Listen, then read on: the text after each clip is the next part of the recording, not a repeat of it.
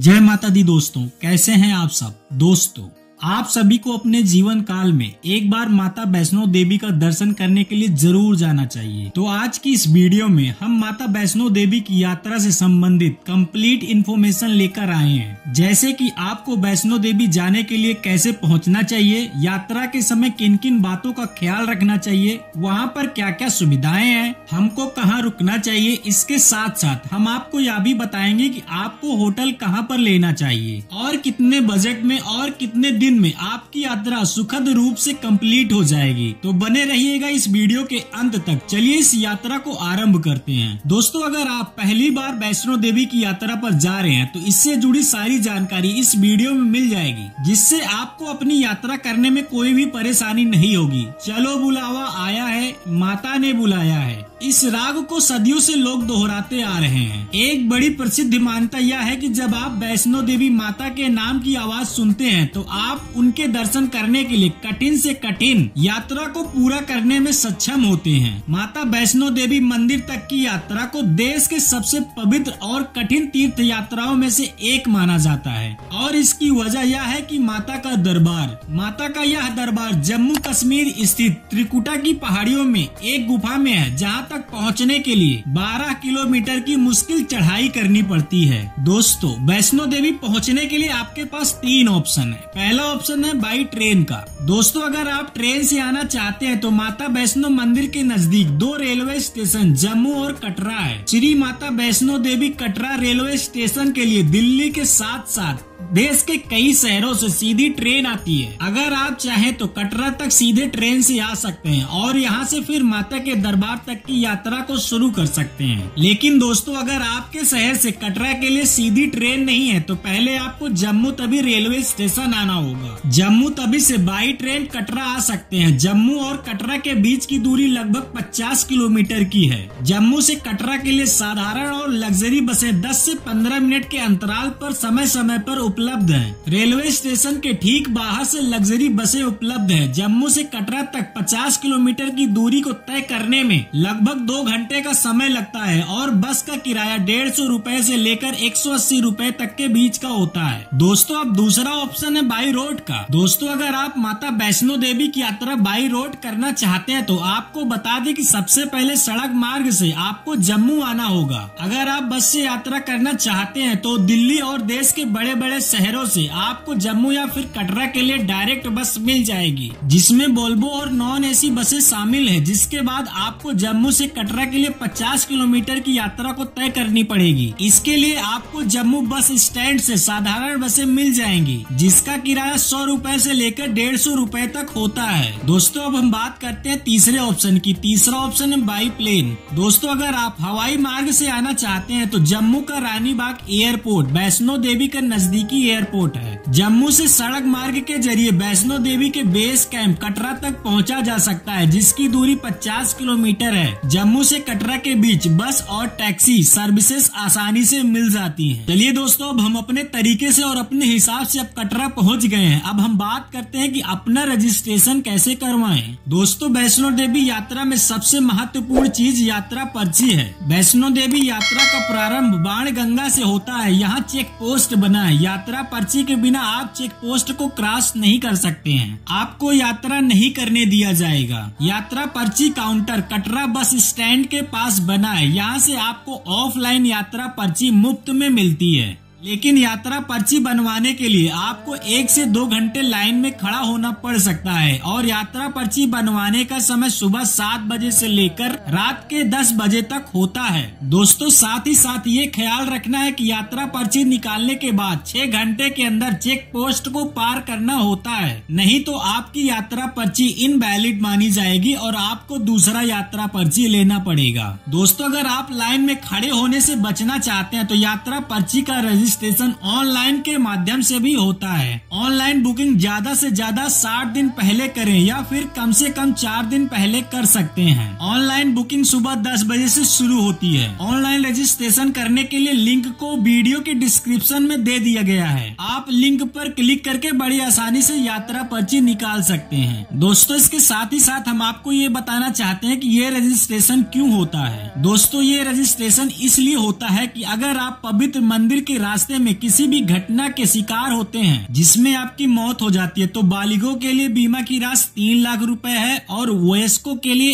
1 लाख रुपए है और यह केवल आकस्मिक मृत्यु के मामले में मान्य है। दिल के दौरे सहित प्राकृतिक मौत के मामलों के लिए यह बीमा पैकेज लागू नहीं होता है। दोस्तों, यात्रा पर्ची लेने के बाद अब हम बात करते हैं कि आपको वैष्णो देवी कटरा में रहने की व्यवस्था कैसे करनी है। दोस्तों, अब आपको कटरा में प्राइवेट होटल से लेने हैं। आपको 500 रुपए से लेकर 1000 रुपए तक 12 घंटे के लिए बड़ी आसानी से रूम मिल जाएंगे। वहीं दूसरा ऑप्शन होता है धर्मशाला का। कटरा में आपको 150 रुपए से लेकर 200 रुपए पर पर्सन के हिसाब से धर्मशाला मिल जाएंगे। वहीं कुछ ऐसे होटल्स भी हैं जो आपको नहाने और सामान रखने के लिए रूम देंगे, लेकिन उनकी शॉप से आपको कम से कम 250 रुपए से लेकर 500 रुपए का प्रसाद लेना पड़ेगा और प्रसाद की मात्रा भी बहुत कम होता है। इसके बाद एक तीसरा ऑप्शन भी है। यहाँ पर माता वैष्णो देवी श्राइन बोर्ड की तरफ से रूम फैसिलिटी भी अवेलेबल है। कटरा में ही निहारिका यात्री निवास, शक्ति भवन और बस स्टैंड के पास स्थित आशीर्वाद भवन में रूम फैसिलिटी अवेलेबल है जो 100 रुपए से लेकर 150 रुपए प्रति व्यक्ति के हिसाब से लिया जाता है। इन स्थानों पर कमरा लेने के लिए आपको यहाँ पर आने से पहले ही बुकिंग करनी पड़ती है, जिसका एड्रेस और लिंक मैंने वीडियो के डिस्क्रिप्शन में दे दिया है। आप चाहें तो फोन करके भी यहाँ पर कमरा बुक करवा सकते हैं। चलिए दोस्तों, अब हम खाने पीने की बात कर लेते हैं। दोस्तों, आपको यहाँ पर सिर्फ शुद्ध और शाकाहारी भोजन ही खाने को मिलेगा। थाली सिस्टम के हिसाब से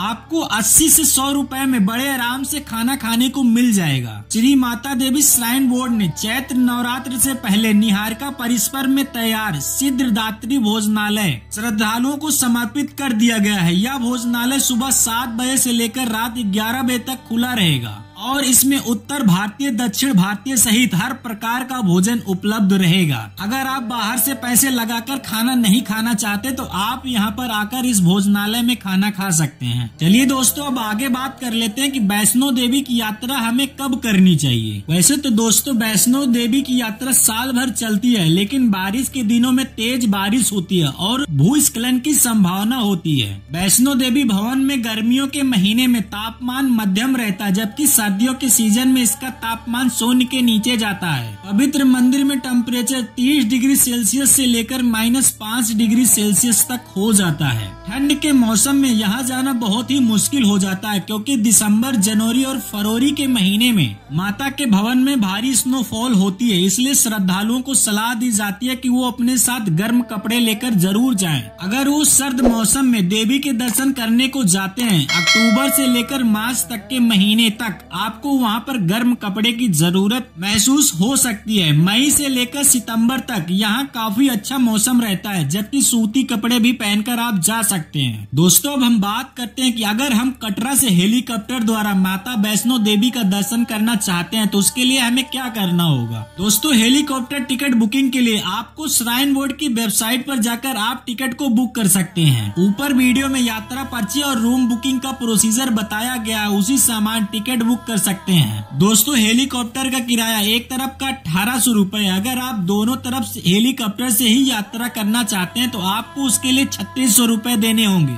और दोस्तों, यह रेट भी हमेशा बदलता रहता है। कटरा से हेलीपैड की दूरी कटरा बस स्टैंड से 2 किलोमीटर की दूरी पर स्थित है और ऊपर त्रिकूट पर्वत हेलीपैड सांझी छत से भवन की दूरी 2.5 किलोमीटर है। दोस्तों, अब हम आपको बताना चाहते हैं कि अगर आप घोड़े, खच्चर, पालकी से माता वैष्णो देवी की यात्रा करना चाहते हैं तो उसका क्या रेट है। दोस्तों, अगर आप कटरा से अर्धकुमारी घोड़े से जाते हैं तो 600 रुपए से लेकर 700 रुपए लगेगा। कुछ यात्री अर्धकुमारी तक ही घोड़े से जाते हैं, क्योंकि अर्धकुमारी में रहकर उनको माता का दर्शन करना होता है या फिर उनको आराम करना होता है। वहीं अगर आप पिट्ठू से जाते हैं तो 300 रुपए से लेकर 500 रुपए तक लगता है, लेकिन अगर आप पालकी से जाते हैं तो 2200 रुपए से लेकर 2500 रुपए तक लगेगा। ये डिपेंड करता है कि आपका वेट, आपका वजन कितना है। वहीं अगर आप कटरा से माता वैष्णो देवी के भवन तक घोड़े से जाते हैं तो उसका रेट 1300 रुपए है। अगर आप पिट्ठू से जाते हैं तो उसका किराया 550 रुपए, अगर आप पालकी से जाते हैं तो 3700 रुपए का किराया आपको एक तरफ का देना होगा। दोस्तों हम बात करते हैं पैदल यात्रा की, तो उसके लिए आपके पास दो रास्ते हैं, एक नया रास्ता और एक पुराना रास्ता। अगर बात करें पुराने रास्ते की, नए तारकोट मार्ग के मुकाबले थोड़ी ज्यादा चढ़ाई होती है। इस रास्ते पर आपको पालकी, पिट्ठू, खच्चर और घोड़ों की भीड़ भी मिलेगी। हमारी राय में नए रास्ते, जिसको तारकोट मार्ग कहते हैं, उसी से भवन की तरफ प्रस्थान करना चाहिए। हाँ, इस बात का जरूर ख्याल रखें कि अगर आपके साथ बुजुर्ग या बच्चे हैं जिनको पालकी, पिट्ठू और घोड़ों का सहारा लेना है, तो आपको पुराने रास्ते बाण गंगा वाले रास्ते से ही जाना पड़ेगा। दोस्तों दोनों ही रास्तों पर आपको भोजनालय, पैरों के मसाज सेंटर, चाय, कॉफी, जूस, खाना आदि की व्यवस्था, विश्राम की भी व्यवस्था मिल जाएगी। इस यात्रा के दौरान आपको खाने पीने की बिल्कुल भी चिंता नहीं करनी है। चलिए दोस्तों अब हम बात करते हैं कि कटरा से वैष्णो देवी भवन तक कैसे जाएं। दोस्तों भवन तक पहुंचने के लिए बीच रास्ते में सबसे पहले आता है बाण गंगा। कटरा बस स्टैंड से 2 किलोमीटर की दूरी पर बाण गंगा से यात्रा प्रारंभ होता है। कटरा बस स्टैंड से ऑटो लेकर भी आप बाण गंगा तक जा सकते हैं। बाण गंगा में ही चेक पोस्ट बना है, यहाँ से यात्रा पर्ची चेक होने के बाद ही आपको आगे जाने दिया जाता है। बाण गंगा से भवन की दूरी 13 किलोमीटर है। ये समुद्र तल से 2700 फीट की ऊंचाई पर स्थित है। बाण गंगा का नाम दो शब्द बाण और गंगा से आता है। बाण का मतलब तीर और गंगा पवित्र नदी गंगा के लिए है। यह माना जाता है कि माता वैष्णो देवी पवित्र गुफा के रास्ते में अपने तरकस से एक तीर के साथ इस जल का निर्माण किया,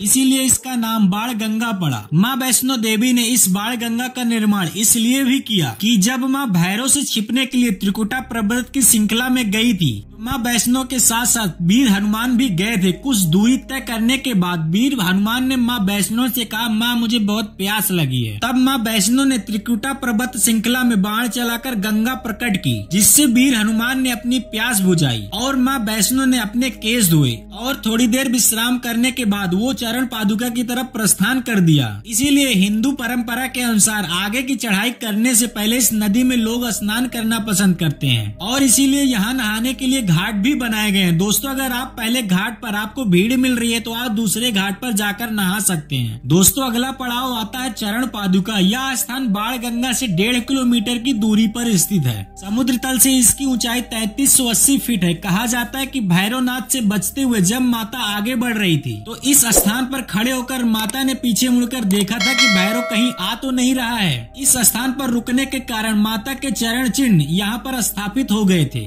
इसी कारण से इस स्थान को चरण पादुका कहा जाता है। जो भी भक्त श्रद्धा भाव से यहाँ पर मत्था टेकता है, माता वैष्णो देवी उसकी मुराद पूरी करती है। दोस्तों तीसरा पड़ाव आता है अर्धकुमारी। दोस्तों अर्धकुमारी आधे रास्ते पर स्थित है। कटरा से यहाँ तक की दूरी कम से कम 6 किलोमीटर है और यहाँ से पवित्र गुफा की दूरी भी 6 किलोमीटर ही है। दोस्तों जो लोग फैमिली और बच्चों के साथ आते हैं वो लोग अर्धकुमारी में एक रात्रि विश्राम करते हैं और उनको अर्धकुमारी पहुँचने के लिए कम से कम 6 घंटे का समय लगता है। दोस्तों वहीं अगर आप जवान और सिंगल हैं तो आप इस यात्रा को 6 घंटे में माता वैष्णो देवी मंदिर तक बड़े आसानी के साथ पहुंच सकते हैं। दोस्तों अगर आप नवरात्रि और दशहरे के समय जाते हैं तो बहुत भीड़ होती है। यहाँ पर दर्शन करने के लिए आपको टोकन लेना पड़ता है, जिसमें आपका नंबर बहुत ज्यादा भीड़ होने पे 10 से 12 घंटे के बाद आता है। वहीं अगर आप ऑफ सीजन में जाते हैं तो आपका नंबर 4 से 5 घंटे में आ जाता है। दोस्तों हमारी राय में अगर आपका नंबर 10 से 12 घंटे के बाद आता है तो आप अपना टोकन लेकर माता का दर्शन करने के लिए पहले चले जाएं और वापस लौटते वक्त आप उसी टोकन को लेकर जाकर आप यहाँ पर अर्धकुमारी में भी आप माता का दर्शन कर सकते हैं। और अर्धकुमारी में ही कुछ यात्रियों की सुविधा के लिए अर्धकुमारी में सांझी छत और भवन में कई हॉल बनाए गए हैं। तीर्थ यात्री पवित्र देवी दर्शन के लिए आगे बढ़ने से पहले अपनी बारी का इंतजार करते हुए यहाँ पर आराम कर सकते हैं। ये हॉल निःशुल्क उपलब्ध है। इसकी उपलब्धता पहले आओ पहले पाओ के आधार पर किया जाता है। इसे भी आप ऑनलाइन के माध्यम से बुक कर सकते हैं। दोस्तों अगला पड़ाव आता है हिमकोटी। दोस्तों हिमकोटी अर्धकुमारी से लगभग 3 किलोमीटर की दूरी पर स्थित है। श्री माता देवी वैष्णो देवी श्राइन बोर्ड की तरफ से यहाँ पर कई सारे view point, restaurant, dosa counter आदि बनाए गए हैं। हैं। कुछ देर आप यहाँ पर रुककर विश्राम भी कर सकते हैं और यहाँ से खाना खाकर आगे की तरफ आप बढ़ सकते हैं। चलिए दोस्तों, बात कर लेते हैं सांझी छत की। यह समुद्र तल से 6200 फीट की ऊंचाई पर स्थित है। यहाँ से माता के भवन की दूरी लगभग 2.5 किलोमीटर है। दोस्तों, अगर आप हेलीकॉप्टर से आते हैं, यह वही स्थान है जहाँ पर आपको हेलीकॉप्टर उतार देगा। हेलीपैड से आपको 2 किलोमीटर की यात्रा पैदल करनी होगी। अगर आप पैदल नहीं चल सकते हैं तो आपको यहाँ पर घोड़े, खच्चर, पालकी बड़े आसानी के साथ मिल जाएंगे। दोस्तों, अब हम भवन पहुँच गए हैं। अब हमको अपना कीमती सामान कहाँ रखना चाहिए? दोस्तों, भवन के आसपास आपको कई सारे लॉकर रूम देखने को मिल जाएंगे, जहाँ पर आपका कैमरा, मोबाइल, बेल्ट, कोई भी इलेक्ट्रॉनिक सामान हो, सब यहीं पर आपको जमा करना होता है। यह सब माता के मंदिर में अलाउ नहीं। इसके साथ ही साथ यहाँ पर जूते चप्पल का फ्री स्टैंड है, तो आप अपना टोकन लेकर लॉकर में अपना जूता चप्पल रखकर जा सकते हैं।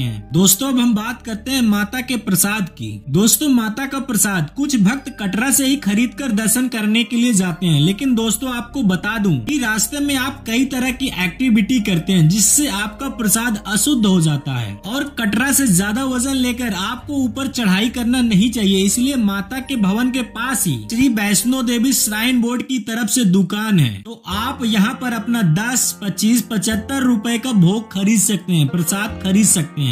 दोस्तों, इस प्रसाद को लेने के लिए आपको 1 से 2 घंटे का समय लगेगा, क्योंकि यहाँ पर लंबी लाइन लगती है प्रसाद लेने के लिए। प्रसाद लेने के बाद आपको दर्शन के लिए लाइन में लग जाना है और अपनी बारी का इंतजार करना है। अगर आप ऑफ सीजन में आते हैं तो आपको माता का दर्शन 2 घंटे में बड़े आराम से हो जाएगा, लेकिन अगर आप नवरात्रि या दशहरे में आते हैं तो आपको 3 से 4 घंटे तक लाइन में खड़े होना पड़ सकता है। चलो दोस्तों, माता का दर्शन हो गया। और दोस्तों, कहा जाता है कि अगर आप माता का दर्शन करने के बाद भैरव का दर्शन ना करें तो आपका दर्शन अधूरा माना जाता है। दोस्तों, कहते हैं कि भैरवनाथ का वध करने पर उसका शीश भवन से 3 किलोमीटर की दूरी पर जा गिरा था। आज उस स्थान को भैरवनाथ के मंदिर के नाम से जाना जाता है। कहा जाता है कि अपने वध के बाद भैरवनाथ को अपनी भूल का पश्चाताप हुआ और उसने माता वैष्णो देवी से क्षमा मांगी। माता वैष्णो देवी ने भैरवनाथ को वरदान देते हुए कहा कि मेरे दर्शन तब तक पूरे नहीं माने जाएंगे जब तक कोई भक्त मेरे बाद तुम्हारे दर्शन नहीं करेगा। इसलिए चलो आगे बात कर लेते हैं कि आपको भैरव बाबा के मंदिर में कैसे जाना है। तो बाबा भैरव के मंदिर की चढ़ाई और भी ज्यादा कठिन है। इसके कारण बहुत से लोग बिना दर्शन किए ही वापस आ जाते हैं। लेकिन अब बाबा भैरव का दर्शन करने के लिए आप केबल कार से या फिर रोपवे से सेवा उपलब्ध है, आप बड़े आसानी के साथ जा सकते हैं। इसमें 15 मिनट का टाइम लगता है। रोपवे से बाबा भैरव के मंदिर पर जाने के लिए करीब 100 रुपए का शुल्क देना होगा और आपको 1 से 2 घंटे लाइन में खड़े होकर इसका टिकट लेना पड़ता है। इसमें एक साथ में 40 से 50 लोग सफर कर सकते हैं। और दोस्तों, अगर आप पैदल जाना चाहते हैं तो आप 2 घंटे में बड़े आसानी के साथ पहुंच सकते हैं। चलिए दोस्तों, अब हम बात करते हैं कि माता वैष्णो देवी का दर्शन करने के लिए कितने दिन का टूर प्लान बनाना चाहिए और टोटल खर्चा कितना आएगा। दोस्तों, अगर आप बच्चों और फैमिली के साथ आ रहे हैं तो पीक सीजन में आपको कम से कम 3 दिन का समय लगेगा। लेकिन अगर आप अकेले पीक सीजन में दर्शन करने के लिए आ रहे हैं तो आपको कम से कम 2 दिन का समय लगेगा। वहीं अगर आप खाली सीजन में आ रहे हैं तो आपको सिर्फ 1 ही दिन का समय लगेगा। दोस्तों, इसमें एक बात ध्यान रखना होगा कि आपके शहर से कटरा आने का दिन नहीं जोड़ा गया है। इस वीडियो के अंत में अब बात कर लेते हैं कि कितना खर्चा आएगा। दोस्तों, अगर आप सिंगल हैं और पैदल यात्रा करते हैं तो आपका केवल 1500 से 2000 रुपए तक का ही खर्चा आएगा। वहीं अगर आप घोड़े और खच्चर से यात्रा करते हैं तो आपका 7000 रुपए से लेकर 8000 रुपए तक का खर्चा आएगा। लेकिन अगर आप 7 से 8 लोग और फैमिली के साथ जा रहे हैं तो आपका कम से कम 20,000 का बजट बनाकर चलना होगा।